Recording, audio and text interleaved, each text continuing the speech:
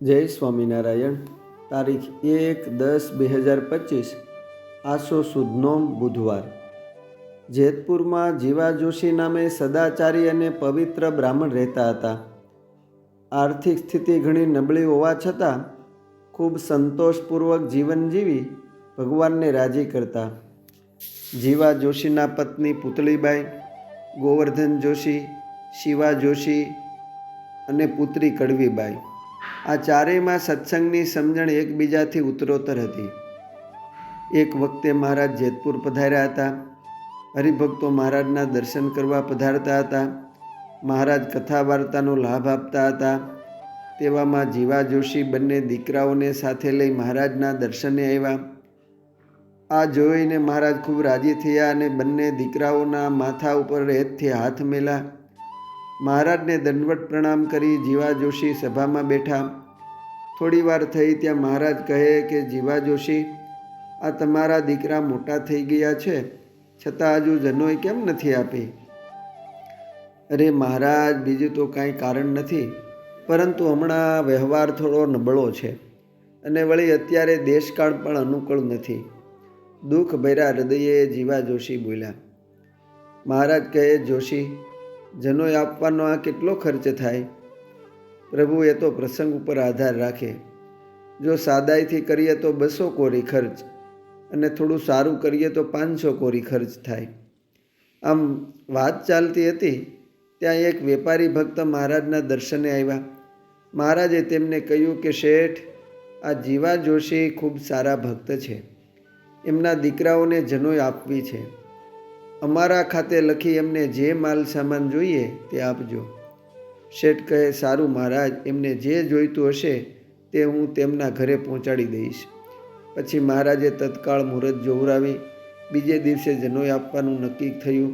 જનોઈની વિધિ પ્રમાણે સાંજે ગોવર્ધન અને શિવા એ બંને ભાઈઓને ફૂલે કે ફરવાનો સમય થયો એટલે તેઓને ઘોડે ચડાવી તૈયાર કર્યા. જીવા જોશી મહારાજ પાસે ગયા અને મહારાજને પ્રાર્થના કરી કે કૃપાનાથ, આપ કૃપા કરીને અમારે ઘેર પધારો. આપની કૃપાથી મારા ઘરે આજે આ શુભ પ્રસંગ છે, તો આપ પણ મારા બંને દીકરાઓ સાથે માણકીએ ચડી ફુલેકામાં પધારો. પોતાના ભક્તનો પ્રેમ ભીનો ભાવ જોઈ ભક્તાધીન ભગવાન ફુલેકે ચડી આખા ગામમાં ફર્યા અને ભક્તનો પ્રસંગ દીપાવ્યો. બીજે દિવસે મહારાજે બંને ભાઈઓને વિધિપૂર્વક જનોઈ અપાવી અને જીવા જોશીના પરિવારને ધન્ય કર્યો. જીવા જોશીના જીવનમાં ઘણી મુશ્કેલીઓ આવી હતી. પોતાના પંચવર્તમાનને લીધે નાત જાતના જમણ પ્રસંગોમાં સગા સ્નેહીઓને નાત જાતની ઘણી ઉપાધિઓ એમના પરિવારને સહન કરવી પડતી હતી. એક વખતે ગામધણીએ જેતપુરમાં બ્રાહ્મણોની ચોરાશી કરી હતી. આખા ગામમાં બ્રાહ્મણો એ પ્રસંગે એકત્રિત થયા હતા. તેમાં કેટલાક જીવા જોશી પ્રત્યે દ્વેષી હતા. એમણે વિચાર કર્યો કે જીવા જોશી લસણ ડુંગળી વગેરે ખાતા નથી, પણ આજે આપણે એને બરાબર ભીડામાં લેવા છે. આજ તો સૌની સાથે બેસાડીને એને બધી જ વસ્તુ જમાડવી છે. જો ન જમે તો છેવટે દરબારને કહી એને ગામમાંથી કાઢી મૂકવાની ધમકી આપીને પણ જમાડવો છે. પછી નહીં જમે તો જશે ક્યાં? આ રીતે જમણવારમાં જીવા જોશી જમી શકે એવી એક પણ વસ્તુ ન રહી. જમણવાર તૈયાર થયું એટલે ગામધણી આવ્યા. બ્રાહ્મણોને પૂછ્યું કે ભોજન તૈયાર થઈ ગયું ભૂદેવો? એ સમયે દ્વેષીઓને જોઈતો મોકો મળ્યો એટલે વાતમાં મીઠું ભભરાવતા કહ્યું કે હા દરબાર, ભોજન તો તૈયાર છે, પણ એક ધર્મ સંકટ આવ્યું છે. ધર્મ સંકટ? એવું તે શું છે? બ્રાહ્મણો કહે કે આજે આખા ગામમાં બ્રાહ્મણો આપને ઘેર જમશે, પણ એક બ્રાહ્મણ એવો છે જે નહીં જમે. શું કહ્યું? દરબાર, એ આપનું પણ માને એવો નથી. આપને ઘેર એક બ્રાહ્મણ ભૂખો રહે અને બીજા બધા જમે એ તો આપનું અને અમારું પણ ખોટું દેખાય ને ચોરાશી અધૂરી રહે બાપુ. દરબાર આવેશમાં આવીને કહે કે મારી ચોરાશી અધૂરી રહે?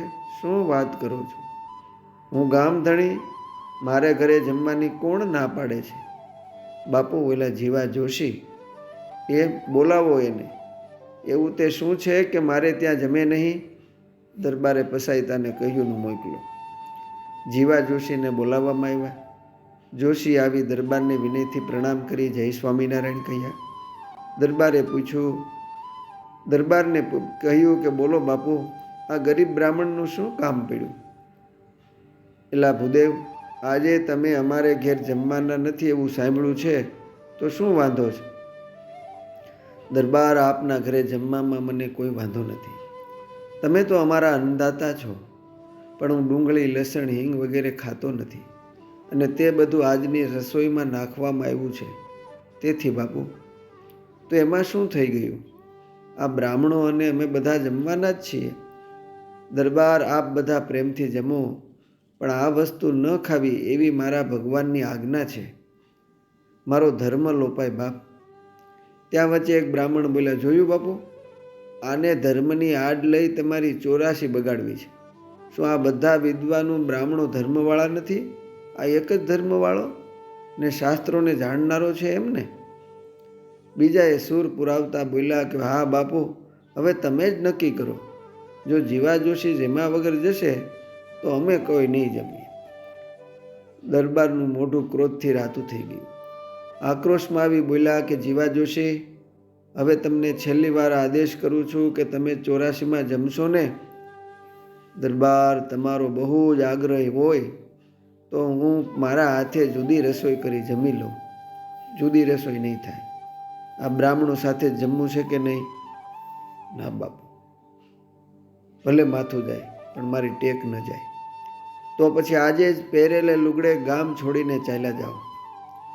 દરબારનો હુકમ થવાથી જેવી આજ્ઞા બાપુ કહી જીવા જોશી ચાલતા થઈ ગયા. જીવા જોશી પરિવાર સાથે જેતપુરથી જૂનાગઢ આવ્યા.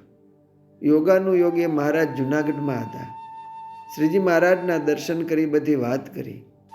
મહારાજે જીવા જોશીએ કરેલા સમર્પણ બદલ ધન્યવાદ આપ્યા અને ભક્તોએ અર્પણ કરેલા કિંમતી વસ્ત્રાલંકાર જીવા જોશીને અર્પણ કર્યા.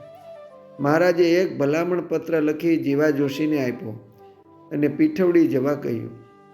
મહારાજની આજ્ઞાથી પીઠવડીના ભગો, મૂળો વગેરે ભક્તોએ જીવા જોશીના કુટુંબને રહેવા જમવાની વ્યવસ્થા તથા ખેતીવાડી કરી શકે એવી જમીન આદિ બધી જ વ્યવસ્થા કરી દીધી. જીવા જોશી પીઠવડીમાં રહી સુખેથી ભજન કરવા લાગ્યા. અસ્તુ. જય સ્વામિનારાયણ. સત્સંગને ખાતર લેખ માળામાંથી.